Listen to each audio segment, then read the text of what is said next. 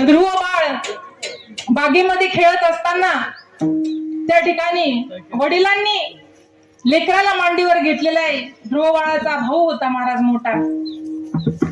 हेवा वाटला, दादाला मांडीवर घेतलं बाबांनी, मला देखील मांडीवर बसायचंय महाराज. बापाच्या मांडीवर बसण्याचं जे भाग्य असतं, तो आनंद असतो ना महाराज, तो एखाद्या मोठ्या व्यासपीठावर एखाद्या मोठ्या खुर्चीवर बसण्यामध्ये नाही महाराज. आज माणसं खुर्चीसाठी भांडणं करतात.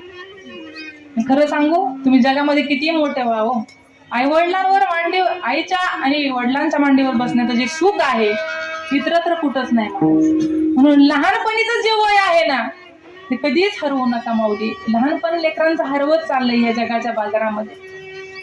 लेकराला वाटलं ध्रुव बाळाला बापाच्या मांडीवर जाऊन बसावं, दुडदुडू त्या ठिकाणी गेलं पळत, आणि आता बसणार तोपर्यंत त्याची सावत्र आई आली आणि त्या लेकराला ढकलून दिलं महाराज. सावत्र ती सावत्रच ना महाराज.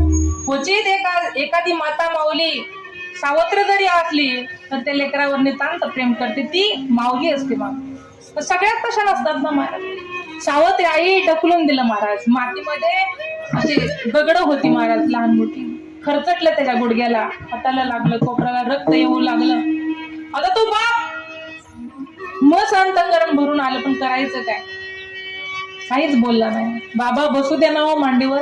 का ग आई, बसू दे ना, माझे पण वडील आहेत ना, तुला बापाच्या मांडीवर बसायचंय ना, मग पुढच्या जन्मी माझ्या पोट्या जन्माला जन्म घे म्हणे. लेकरू रडत घरी गेलं महाराज.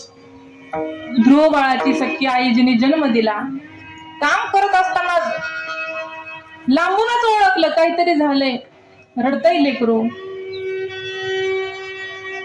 बाजूला ठेवलं काम, ध्रुव बाळाला कडेवर घेतलं, डोळे पुसले. अरे बापरे, रक्त येते. अरे कुठून भांडण करून आला, काय झालं, कोणी मारलं तुला? घडलेला प्रसंग ध्रुव बाळाने सांगावं. डसडसा लेकरू रडतय. एकमेव ठिकाण आहे आपलं दुःख व्यक्त करण्याचं, ते म्हणजे आईच खुशी आहे माऊली. मला कितीही दुःख होऊ दे जीवनामध्ये, आईचा जोपर्यंत पदर आहे ना डोळे पुसण्यासाठी, तोपर्यंत इतरत्र कुठं जायचं आणि कुठं दुःख व्यक्त करायची गरज नाही माऊली. तो पदर निघून गेला, आपल्यावरची मायेची पांघरच निघून जाते माऊली. ध्रुव बाळ रडतोय.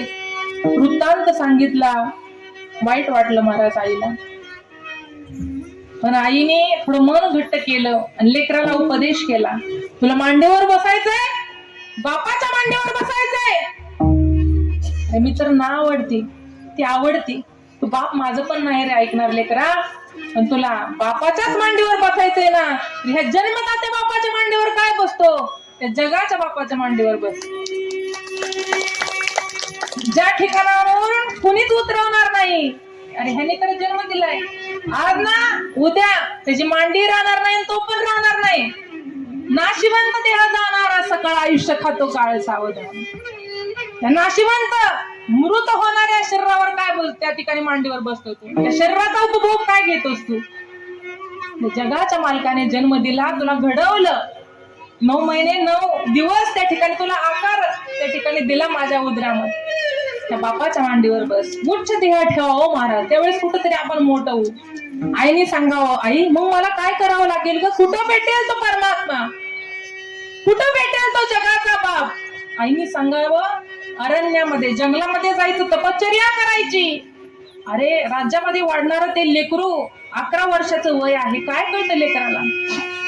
तुझ्यापासून लांब राहावं लागेल का? नाही आई, तुझ्यापासून दूर करू नको मला, तुला जावं लागेल. जर नसतील ना जाणार, तुझं तोंड मला दाखवू नकोस. किती कठोर होते आई कधी कधी लेकराच्या हितासाठी बर का. जड अंतकरणाने ध्रुव बाळाला त्या ठिकाणी निरोप दिला. रात्रीचे 11-12 वाजता लेकरू त्या ठिकाणी जंगलामध्ये प्रवेश करतोय महाराज.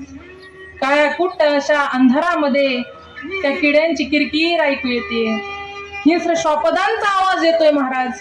इतकी भयानक रात्र ध्रुव बाळाच्या कधी स्वप्नातही आली नाही माऊली. रडतय लेकरू, आईची आठवण येते. आई मला भूक नसताना सुद्धा मागं पडून, अरे खा रे ध्रुवा, 2 घास खा, अशी म्हणणारी आई मला आज नाही. आई मला खूप भूक लागली ग, अरण्यामध्ये मला काहीच मिळत नाही, आईची आठवण येते. फार जोपर्यंत आई जिवंत आहे तोपर्यंत आईची कदर नाही वाटत महाराज. आपण उठायच्या अगोदर आपला नाश्ता तयार असतो. उठायच्या अगोदर आपण आंघोळ करतोय तोपर्यंत जेवण तयार असतं का? उठल्यानंतर भूक लागेल लेकराला, पुढे जायचंय त्याला, ती काळजी करणारी, रात्रभर आपला विचार करणारी ती आई असते. ध्रुव बाळाला भूक लागली, आई भूक लागली पण तू नाही. रोज अंगाई गात मला त्या ठिकाणी झोपवते तू, आज तुझी ती मांडी नाहीये. जंगलामध्ये इतरत्र सैरावैरा ध्रुव बाळ त्या ठिकाणी फिरतो माऊली. अशा भयभीत अंतकरणा वेळेस त्या ठिकाणी ध्रुव बाळ एका झाडाच्या आड लपलेला आहे. पावलांचा आवाज आला महाराज. असं वाटलं कोणता तरी हिंस्र पशु येतोय की काय. झाडाच्या आडून दडून बघतोय माऊली, तर एक महात्मा, एक साधू त्या ठिकाणी प्रकट झाले. दिव्य असा प्रकाश होता महाराज. ज्यावेळेस आपले संत भेटतात ना, कुठंतरी आईची पोकळी भरून निघते महाराज. एक दुसरं एक हक्काचं स्थान म्हणजे आपले संत आहेत बरं का माऊली. ज्यावेळेस तुमची आई या जगातून निघून जाईल, तुम्हाला असं वाटेल आपल्याला कोणीच नाही, त्यावेळेस कधीतरी आळंदीला या माऊली.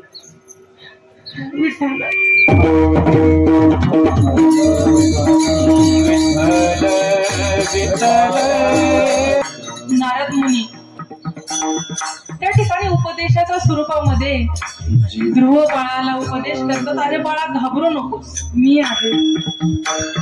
जवळ घेतलेला आहे ध्रुव बाळाला, कडकडून मिठी मारली. कुणीतरी हक्काचा माणूस आपल्याला भेटल्यासारखं वाटलं, कडकडून मिठी मारली. बाबा तुम्ही कोण आहात, कुठून आले, काय माहिती नाही.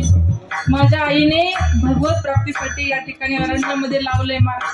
मला जगाच्या बापाच्या मांडीवर बसायचं सांगितलं. मला नाही माहित तो कोण आहे, काय करावं लागेल हो महाराज, काय साधन आहे, काय उपाय आहे मला सांगा ना बाबा.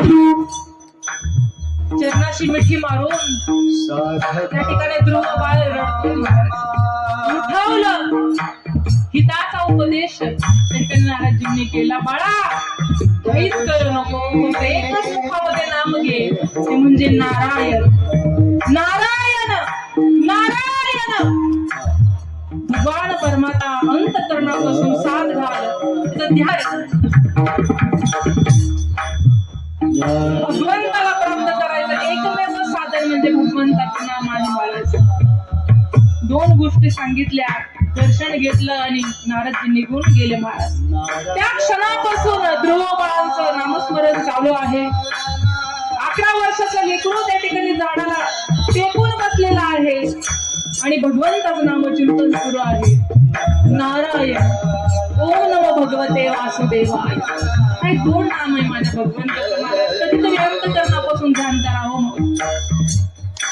असं करत करत बरेच वर्ष लोटले महाराज, बरेच वर्ष लोटले. एक दिवस जगाच्या बापाला थोडं पडलं.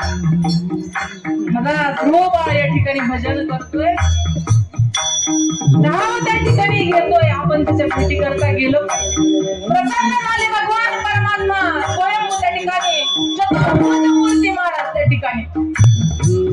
ध्रुव बाळाला त्या ठिकाणी देहभान नाही महाराज, विसरलेले आहे सगळं. स्वतः भगवान परमात्मा मांडी घालून त्या ठिकाणी ध्रुव बाळाच्या शेजारी हात लावून उठवताय. ध्रुव बाळा मी आलोय, ज्याच्या प्राप्तीसाठी तू दिवसाचा रात्रीचा दिवस केला, तो आज तुला प्राप्त झालाय. उठ ना बाळा. तरी देखील सावधान नाही. अक्षरशः त्या ठिकाणी हात स्पर्श लागता क्षणी समाधीतून ध्रुव बाळ बाहेर आले. आल्यानंतर पाहतात काय ते चतुर्भुज रूप महाराज. दर्शन घेतलं महाराज, प्रसन्न झालोय. बोल काय वर देऊ. बाप तो बाप असतो महाराज, एकटाच देतो, परत काही मागायची इच्छा होत नाही महाराज. आई तर लेकराचा हट्ट रोज पुरवते हो महाराज, पण बाप वर्षातून एकदाच हट्ट पूर्ण करतो, पण तो हट्ट असा पूर्ण करतो की आयुष्यभर कधीच काय मागावं लागत नाही महाराज. तो जगाचा बाप आहे, जगाचा बाप आहे. काय पाहिजे ध्रुवा, अहो न मागताच मला त्या ठिकाणी तुम्ही प्राप्त झालं. आता काही नाही, इथपर्यंत आलाच आहात ना. मी मागायच्या अगोदरच तुम्ही मला मांडीवर जर घेतलं मला एवढाच वर हवा होता. अरे अशा पदावरती मला बसवलंय तुम्ही, त्या अढळ पदावरती त्या ठिकाणी बसवलं महाराज भगवंताने.